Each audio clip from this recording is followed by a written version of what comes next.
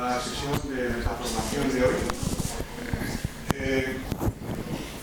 que va a tratar de una novela mía que se llama De lo oculto de lo sutil, que no os tenéis que contar porque a mí no me pagan derechos de autor, por lo tanto me da igual. Que eso es una cosa que la tengo que enviar a ver porque no me pagan. Esta novela, que es una novela clínica. Una novela clínica quiere decir una novela que presenta un caso clínico, aunque desde el punto de vista literario, ¿no? Carla, que es especialista por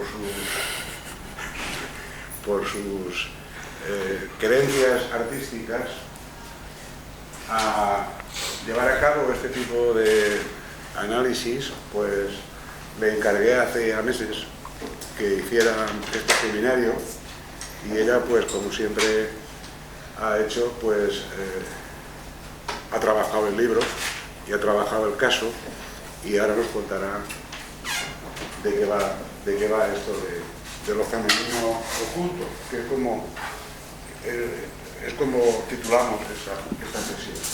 Pero es muy psicoanalítica, ¿no?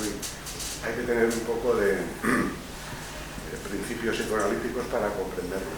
Un poco como tú cuando hiciste a Peter Pan, ¿no? Hay que tener cierta creencia psicodinámica para poder entender estas cosas, ¿no? Y como Carla, pues de alguna manera está metida en el mundo de la adolescencia y en el mundo de la infancia y adolescencia y de los padres, las madres y todo esto, pues yo creo que nos va a dar una buena sesión y espero que la aprovechéis para cuando seáis mayores. Gracias por la presentación, espero estar a la altura. Por un momento he tenido que dijera, ¿está metida en esto del psicoanálisis? No,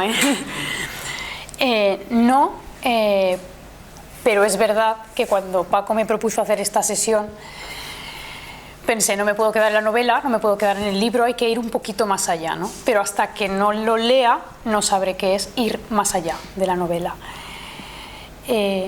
Me gustó que me la encargara, sobre todo cuando me dijo que era un personaje femenino. Es que a mí esto de presentar sesiones sobre personajes femeninos me gusta, ¿no? Y sobre personajes femeninos potentes.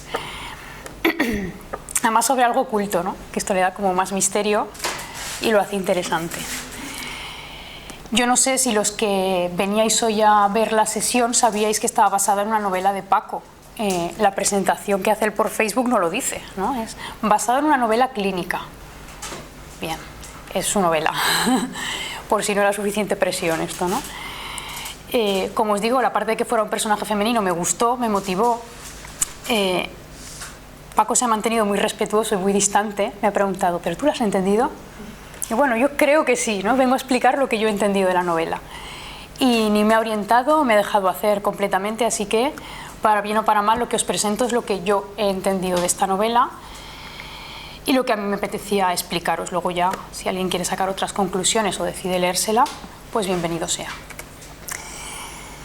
Me he leído 3 veces la novela, me le he dado 3 vueltas. Y ya después de la primera vez pensé, hay 2 formas de hacer las cosas y de explicarlo, ¿no? Hay un camino como muy objetivo y un camino un poquito más subjetivo para abordarla. El camino objetivo para mí es el fácil, que sería venir, narrar la novela, resumiros un poco la historia, explicaros el personaje principal, que creo que es de lo que se trata, invitaros a leerla y a que vosotros sacaréis vuestras propias conclusiones.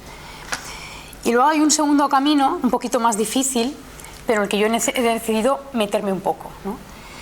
Que es el camino de decidir si te identificas o no te identificas con el personaje, de ponerle distancia y de intentar ir, como yo os decía, un poquito más allá. A mí esto me parece que es más motivador a la hora de ponerse a trabajar cualquier caso. Es verdad que es una novela que invita a la reflexión y lo primero que me preocupó a mí cuando pensé voy a hacer la sesión de la novela y voy a intentar ir más allá es no pasarme con las autorrevelaciones, ¿no? Es un personaje femenino potente y no quería quedarme yo demasiado expuesta casando en algunas cosas con el personaje y distanciándome de otras, ¿no? Me parecía que eso era un riesgo. Y es un riesgo que el autor ya ha asumido, porque a mí me parece un libro que está lleno de muchas autorrevelaciones del autor, ¿no? De hecho, al principio de leerlo a mí me pasaba que estaba visualizando al personaje femenino principal y le ponía la voz de Paco. lo oía, ¿no? Disertando en algunos temas, lo cual era peculiar, ¿no? Provocaba ahí una disonancia curiosa. Yo voy a hacer las dos cosas, voy a explicar en qué consiste la novela y cuál es la historia, y después os voy a hacer un poquito el que ha sido mi análisis o mis aportaciones y abriros el camino y dejaros algunas preguntas para que al final de la sesión, pues el que quiera intervenir, el que se la haya leído, el que no, el que tenga curiosidad, pues pueda opinar y aportar. Como he dicho ya, es una novela principalmente de un personaje de la protagonista, que es Verónica. Hubo ya un compañero que me dijo, uy, el nombre de Verónica, que todo el libro lo utiliza el diminutivo, Vero, ¿no? Ya parece algo importante, ¿no? Vero, verdad, ¿por dónde va la cosa? El nombre de Verónica es verdad que tiene un significado curioso. Santa Verónica fue una de las que acompañaban a Jesucristo en su viaje llevando la cruz y que se dedicaba a limpiarle el sudor y la sangre. Según el origen griego, la transcripción sería portadora de victoria, pero según el origen más pagano medieval, se ciñen más a la versión de Santa Verónica y te dicen que Verónica se podría transcribir como imagen verdadera, vero, icono, ¿no? La imagen verdadera que quedaba plasmada en esos paños con los que se limpiaba el sudor a Jesucristo. Eso de la imagen verdadera, la imagen femenina, la imagen de la mujer, me gusta un poquito más esa segunda acepción del nombre. ¿Y quién es Vero? ¿No? Yo he decidido activamente que la primera parte de la sesión la iba a dedicar a explicaros el principio de la novela, pero sobre todo explicaros los personajes, y que después iba a condensar un poquito más el tema de la acción de la novela. Así que voy a dedicar un ratito a explicaros quién es Vero y cómo la llegas a conocer a través de los capítulos. Es un personaje potente, como ya he dicho, muy fuerte, muy consciente, en exceso, pongo aquí, de todos sus defectos y problemas, pero también del resto de personajes, ¿no? Es como pone muy sobre el papel los conflictos, lo que decía Paco que es una novela muy psicoanalítica, pero los conflictos desde el punto de vista psicoanalítico, ¿no? Es un personaje que con su voz te está transmitiendo una serie de cosas que dices, Dios mío, si yo en mi vida fuera así de consciente de todo esto, me volvería loca, ¿no? Es un personaje que se presenta como egoísta, ¿no? Muy pensando en sí misma. Es un personaje muy sexual. También es una novela que aborda mucho la sexualidad de los personajes y la relación de Vero a través del Eros con todos los otros personajes. Es una sexualidad que además la escribe y la oyes cuando te imaginas al personaje explicada de forma muy cruda, como mucho hablar de follar, mucho hablar de la polla, pero que si te abstraes de ese lenguaje, que es como para hacerlo más cercana, porque es una novela, a fin de cuentas, ves mucho psicoanálisis ahí detrás, ¿no? Vero es una mujer atrapada por las limitaciones de género, contra las que parece luchar durante toda la novela, pero es tan consciente de esa lucha que en realidad las tiene aparentemente asumidas, ¿no? Yo estoy luchando y estoy así porque soy mujer, si fuera un hombre estaría diferente. A mí me parece que lo tiene bastante asumido. Y después habla y mucho de los conflictos y de las relaciones con sus padres. Así que sí, es muy psicoanalítica. ¿Y quién es Vero?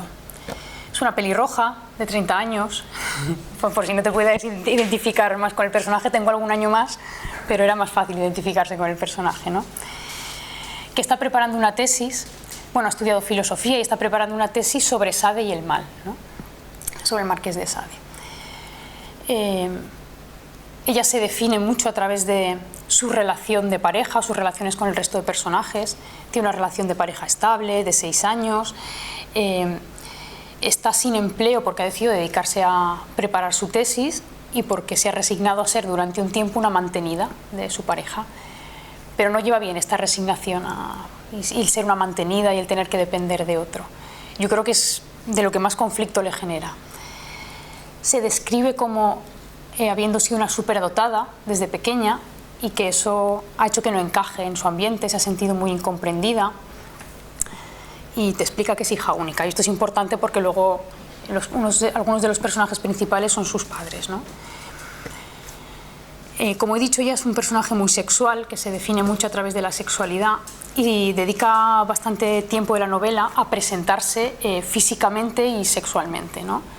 Dice de sí misma que es una mujer atractiva, no demasiado guapa, pero sí muy resultona, como que moviliza mucho a los hombres. Y ha sido así a lo largo de toda su vida, según explica ella.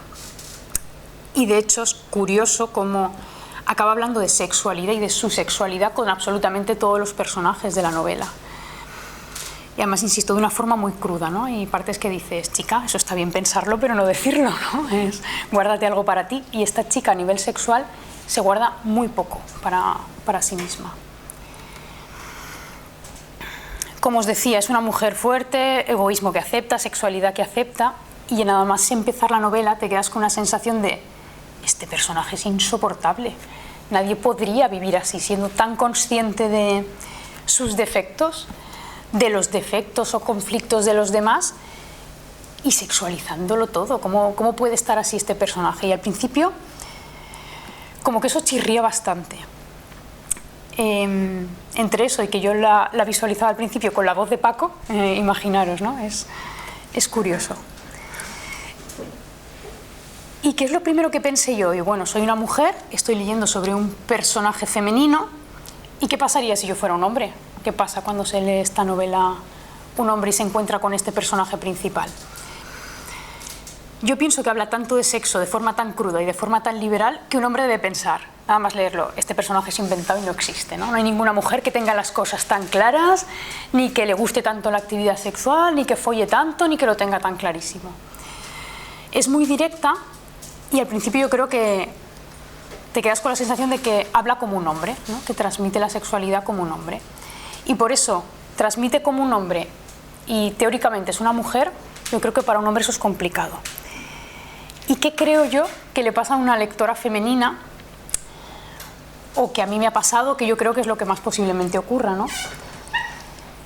Yo creo que es como, ups, me han destapado, me han descubierto, ¿no? Está hablando de cosas que las mujeres podemos pensar o podemos tener ahí, pero que, como yo os decía antes, que esto no se habla, ¿no? Esto no se habla, y yo sobre todo me quedo más con la sensación, más que de no se habla, como esto no se dice así, ¿no? Yo no lo explicaría con estas palabras o con esta crudeza y luego pondré ahora, nada más empezar, un ejemplo de a qué me estoy refiriendo. Entonces yo creo que todos nos quedamos con una sensación de que el personaje dice una cosa, lo dice de una manera y que es difícil que te llegue el mensaje, ¿no? Hasta que empiezas a profundizar en la novela y empiezas a ponerte un poquito más en su papel, ¿no? en su piel.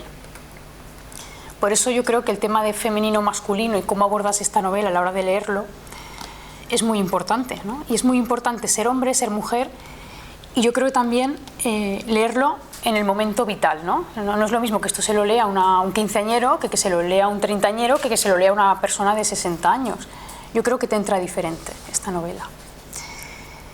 Cuando yo decía que para una mujer es difícil entender a esta mujer y cómo se expresa, a mí me parece muy curioso el cómo ella cuenta y verbaliza sus fantasías de dominación y de sumisión, ¿no? Explica sus fantasías sexuales, que siempre han sido de ser utilizada, cosificada, incluso violada, de pertenecer a un harén, de ser sometida por un hombre rudo, y que sus fantasías siempre van por ahí. Las explica, yo creo que para el gusto femenino, sin pudor, sin culpa, y eso como que chirría un poco, como que te hace poner un poquito de distancia. Y yo creo que se salta en lo que, contando esa misma fantasía, que es una fantasía efectivamente femenina, ¿no? No sigue los mismos cánones que una explicación femenina a esa fantasía, ¿no? Yo las explicaciones que he leído femeninas, he comparado con otras novelas escritas diferentes, siempre explican esas fantasías de que te dominan, te poseen, porque la mujer tiene cierto poder en esa escena, ¿no? No es un objeto, es el poder de provocar deseo en el hombre. Provoca tanto deseo que el hombre no es capaz de contenerse. Con lo cual acaba siendo un papel menos pasivo de lo que aparentemente es esa fantasía, ¿no? Y en esas fantasías femeninas siempre está el dilema de que te guste el hombre fuerte, de sentirte deseada y si puede ser tenerlo todo en uno, ¿no? Y Vero en el libro explica esa fantasía tan solo como puro sexo, ¿no? Que lo que le interesa a ella de eso es el sexo. Como os decía, es un libro muy sexual, en el que el personaje principal se relaciona con el resto de personajes, bien teniendo sexo o bien hablando mucho de sexo, y toca todos los aspectos o muchos de los aspectos de la sexualidad, ¿no? A mí me llama la atención cómo menosprecia el sexo de casi todos, pero sobre todo del resto de personajes femeninos, ¿no? Como que no se siente próxima al resto de mujeres. Cómo aborda el tema de la bisexualidad, que es como ella se define como bisexual de verdad, no como otras, que lo dicen de boquilla. Aborda también el tema de la homosexualidad, y después veremos cómo lo hace con diferentes personajes, de cómo haberse planteado ella si era o no era homosexual, por qué decide que es bisexual. Aborda el tema del sadomasoquismo, diferente a como yo pensaba que lo iba a abordar. Y después habla de su propia relación de pareja como una relación monógama que solamente es satisfactoria y que le llena a nivel sexual, ¿no? Y que por eso en principio se mantiene. Yo pensaba, por ejemplo, que el tema del sadomasoquismo lo abordaría a través de su tesis, que se supone que es a lo que está dedicando su vida en estos momentos, pero es algo que me encuentro como mucho menos presente de lo esperable. Una de las cosas que es curiosa o que no hace fácil la lectura de esta novela es el nivel cultural de la protagonista. Hable del tema que hable, sabe muchísimo, sabe un montón, ¿no?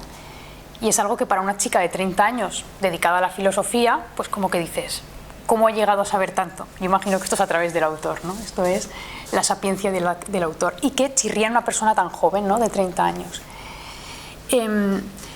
Yo creo que se da por hecho un cierto nivel en el lector de esta novela, porque si no, no te enteras, efectivamente. No solo nivel de que te suene que es el psicoanálisis y por dónde va y por qué está hablando de esto y por qué que esto que está hablando ahora es un Edipo, ¿no? Sino nivel cultural en general. Por ejemplo, a través de la exposición que hace y de los capítulos que dedica a hablar de su tesis, que es sobre Sade y el mal, yo pensé, jolín, si es que yo no sé suficiente de Sade para entender por dónde va esta mujer.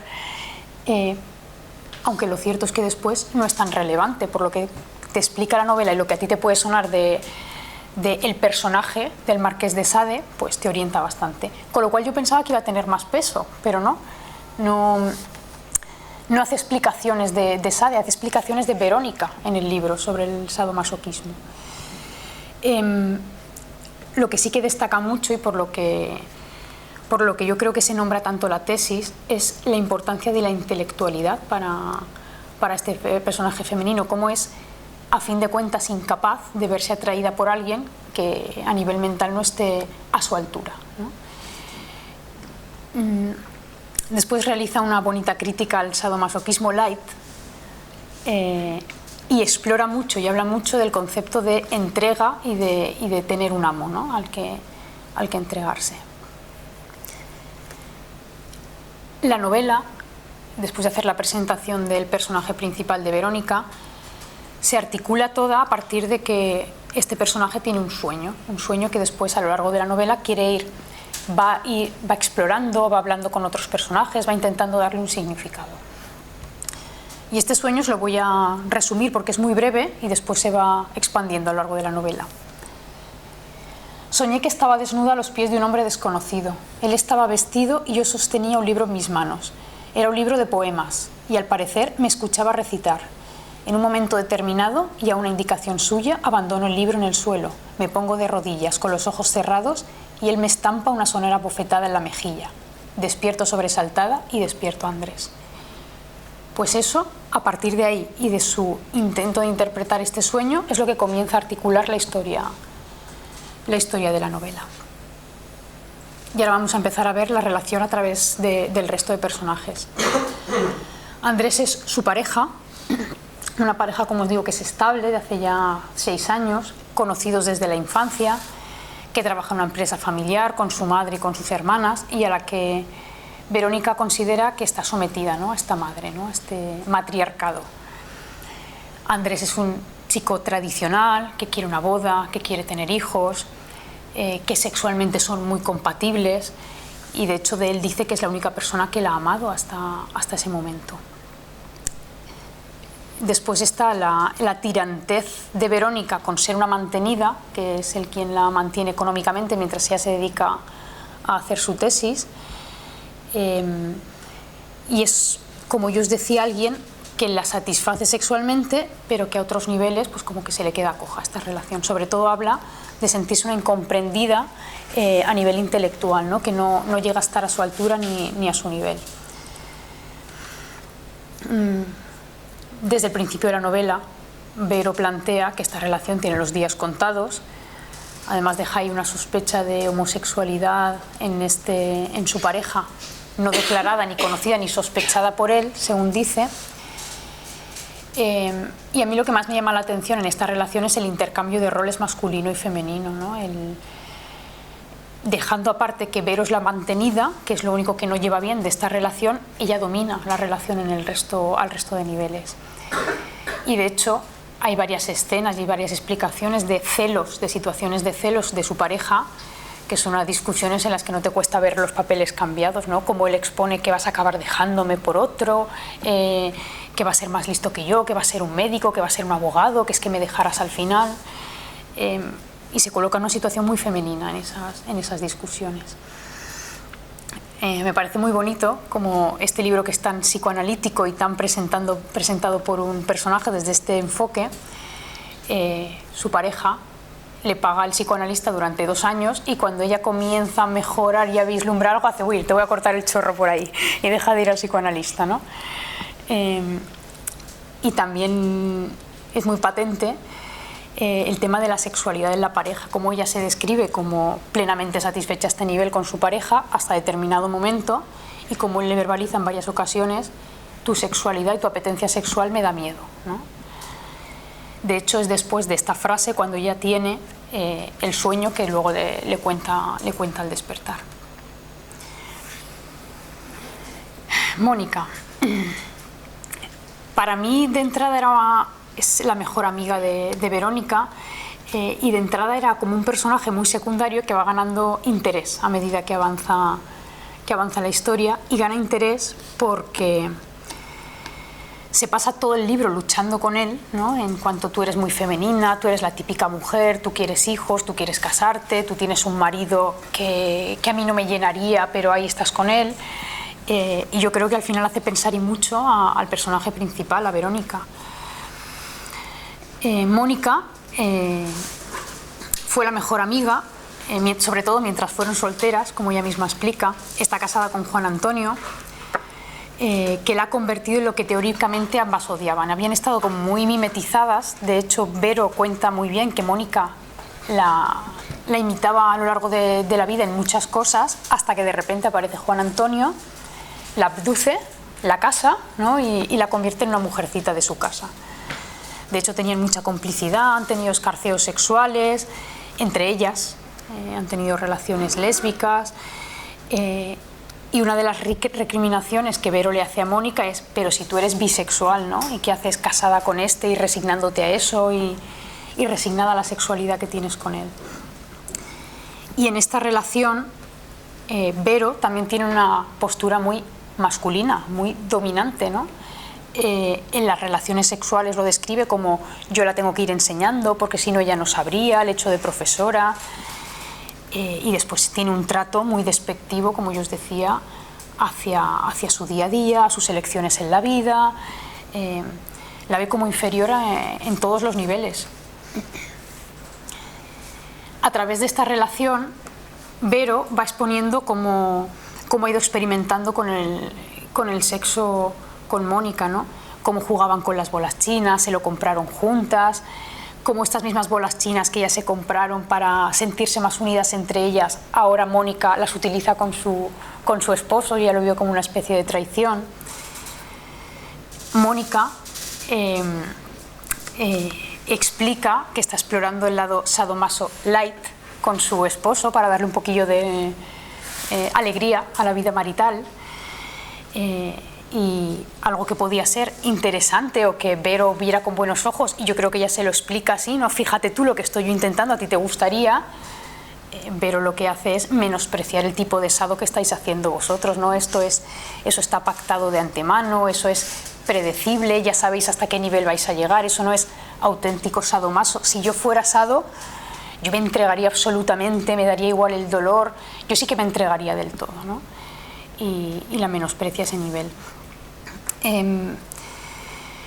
La menosprecia ese nivel y la menosprecia en el papel de mujercita metida en casa yendo al súper, ¿no? De hecho, de ella dice que de nada han servido los 200 años de lucha por la liberación de la mujer porque no se había contado con las pequeñas traiciones que estúpidas sin seso como Mónica han conseguido destruir en unas cuantas horas de furor uterino, ¿no? Lo que ella vive como el sometimiento a los deseos del esposo hace que sea Mónica una mujer de segunda. ¿Y quién es Nicolás? Nicolás es su mejor amigo, más que un amigo, un hermano, lo define ella. Es con el único, creo, que no ha mantenido relaciones sexuales en todo el libro. Es un pianista, se dedica a la vida disoluta del músico, que si giras, que si estoy fuera, que si vuelvo, y lo describe como un homosexual precoz y por ello incomprendido. Y que por eso ella, incomprendida por inteligente, directa, superdotada, y él por ser un homosexual precoz y por meterse con él, pues como que hicieron piña y se unieron en la infancia, ¿no? De hecho, Nicolás es el cliché de homosexual, ¿no? Es muy demostrativo, con ademanes, con continuos cambios de pareja, que busca al hombre muy hombre, pero que luego es tan hombre que me sale heterosexual, ¿no? Es como el homosexual que tenemos en mente. Y lo que le reprocha Vero a Nicolás es que se dedique a la lucha por los derechos de los homosexuales, y yo quiero poder casarme, y yo quiero poder tener hijos. Dice, pero si estás luchando por lo mismo que a mí no me gusta de las parejas heterosexuales, ¿no? Mucha transgresión, mucho ser homosexual, mucho de diferenciarnos, para luego pedir lo mismo que pedimos todos, ¿no? Casarme y tener hijos, y esa parte no acaban de entenderse. Y ahora vienen los padres de Vero. Su padre es un señor tradicional de un pueblo del interior que emigró a la ciudad y se adaptó bien, es tornero fresador, que ha escalado un poquito en la empresa y ahora es jefe, tiene como cierto estatus y se ha hecho su huequito y se ha adaptado bien a la ciudad.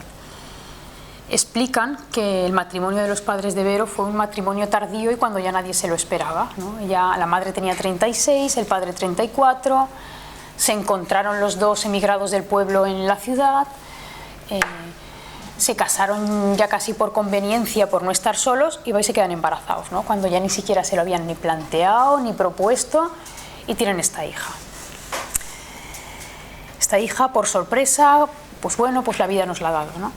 Este señor está a punto de estar jubilado, pero todavía trabaja, y describen muy bien cómo tuvieron la típica relación padre-hija muy unidos en la infancia, y en cuanto Vero empezó a tener caracteres sexuales y empezar a atraer a los hombres y los hombres me miran, el padre al principio intentó protegerla y viendo que se le iba a ir de las manos y que iba a acabar siendo pues una mujer, pues puso distancia con ella, pero una distancia excesiva, que ella vive como un rechazo del padre.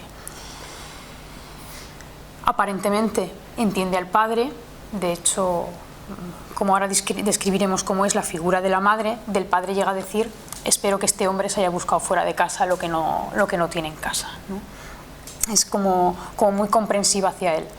Lo tiene en una esquinita de su vida, pero tampoco le pide más. La madre, del mismo pueblo del interior que el padre, migran a la ciudad, pero la madre no se adapta. La madre siempre mantiene la fantasía de algún día volveremos al pueblo, cuando nos jubilemos, reharemos nuestra vida allí, y allí mantiene familia, mantiene amigos, y tiene una relación con Vero, madre e hija, bastante peculiar, ¿no? De ella, Vero explica que está en la fase de las hipocondrías, que solamente la busca más que para ir de médicos y que es su forma de pedir atención, y que de hecho le ha regalado un móvil a ella para tenerla controlada y avisarla en cuanto le pase algo y tenerla así un poco vigilada. A mí me parece súper curiosa un párrafo en el que Vero explica que su madre es, fíjate qué tipo de mujer, qué tipo de modelo he tenido yo en mi casa, que ni siquiera sabía dónde tenía el clítoris ni lo que era un orgasmo, y yo le tengo que dar una clase a mi madre, decirle, esto que tienes ahí, eso es el clítoris y podrías haber tenido orgasmos en tu vida, ¿no? A mí esa escena es una escena que me deja entre espantada, fascinada, de decir qué tipo de relación tienen esta madre y esta hija. Siempre que Vero intenta aleccionar a la madre, enseñarle algo, bien sea a nivel práctico o bien de la vida, explicarle cosas que ella hace diferente en su papel de mujer, la madre concluye con una frase que se repite mucho en el libro, que es: eso son tontunas, Vero, ¿no? Eso son tonterías y con eso ¿dónde vas a llegar?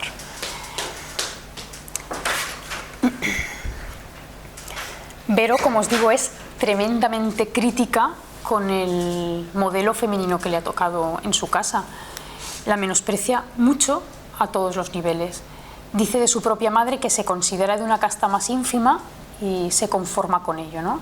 Es una esclava social y no tiene ni resentimiento ni demanda ninguna, se conforma con lo que le ha tocado en esta vida, cuando ya es lo contrario, ya es la lucha constante contra su hueco. Y explica eso, que su madre además le regala el móvil para tenerle disponible y controlada. Es curioso cómo esta novela, escrita, creo que publicada en el 2003, si no me equivoco, el papel del móvil es tan importante y al mismo tiempo tan secundario, y que yo me lo imagino hoy en día, que han pasado solamente eso, 13 años, ¿ves? El móvil que suena. Y cómo no sería posible el mismo papel, ¿no? No sé por qué se podría haber sustituido. Arantxa. Arantxa es la directora de la tesis de Vero. Llevan ya 6 años de tesis doctoral y se conocen desde entonces. Es una mujer académica, madura, independiente. Ella traduce independiente porque se ha mantenido sin un hombre, ¿no? La tiene absolutamente idealizada al principio, y ella explica muy bien cómo en el momento en el que se quedó sin psicoanalista le dio un poco igual, porque esta mujer le hacía el papel, ¿no? Dice de ella que me escucha sin juzgar y que mantiene una relación como muy terapéutica, muy desde la distancia, a veces me hace pensar, a veces me orienta un poco, pero lo que describe es una relación absolutamente terapéutica con esta mujer. Terapéutica y desde la admiración, ¿no? Desde poner en una posición de autoridad.